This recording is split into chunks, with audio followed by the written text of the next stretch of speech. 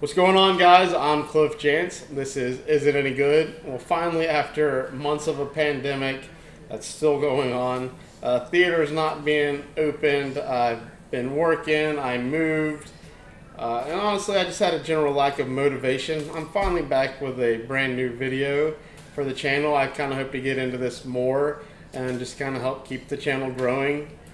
But with this video, I'm going to discuss the latest in the Disney live-action remakes, and that's Mulan. The plot of this movie is very similar to the original cartoon. It follows a young girl named Mulan, who doesn't necessarily conform to the traditional customs of 15th century China.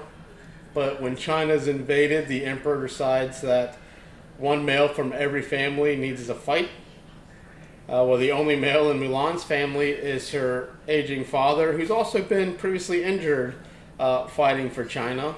So to keep him safe, she decides to steal his armor, his sword, and pretend to be a man and go fight in his place.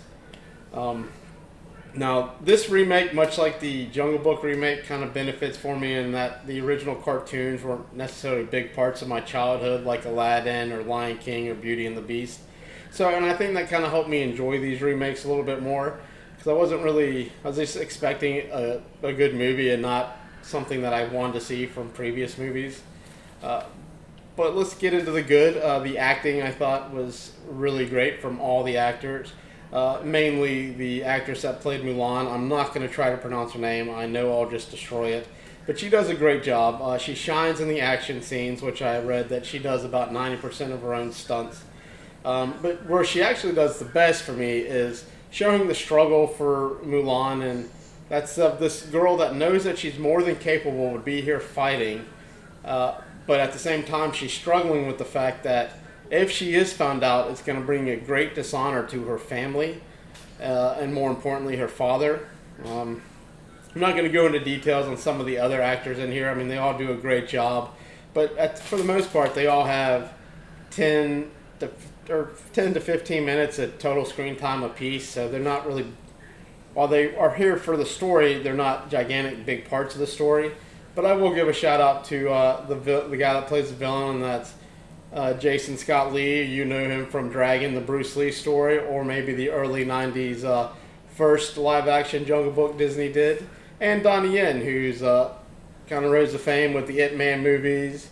He's in Blade 2 and more recently Rogue One. And then honestly, also the person playing the Emperor kind of took me by shock when I saw who it was when the credits started rolling, because he actually looked nothing like how this actor normally looks. Another thing I really enjoyed, the action scenes. They're kind of shot in the Crouching Tiger, Hidden Dragon type of style. They were a lot of fun to watch for the most part. There were a couple that, thanks to the special effects, didn't necessarily work sometimes. I thought the story of this movie, while it's still missing all the magic and Mushu and the songs of the original cartoon, it was still very entertaining and engaging for me. Now, and some of the stuff I did not like, I said earlier that the special effects were very inconsistent. Some scenes seemed flawless, excuse me, and then some you could obviously tell it was shot on a green screen. Also, the pacing, while it's not terrible, I do feel like they could have cut 20 minutes from this very easily. Mainly some of the scenes involving the winch. I thought she was a very useless character.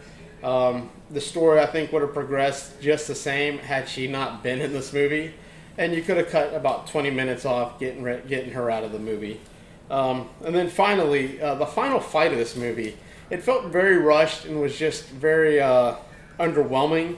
It lasted like all of a minute and a half, and you kind of get the build-up of these two characters and these great warriors they are, and then the fight just kind of lasts, or just kind of happens and ends really quickly. But in conclusion, well, I think that if you're looking for a shot-for-shot remake and want to see all the magic or look for a familiar song, you might find this movie a little disappointing.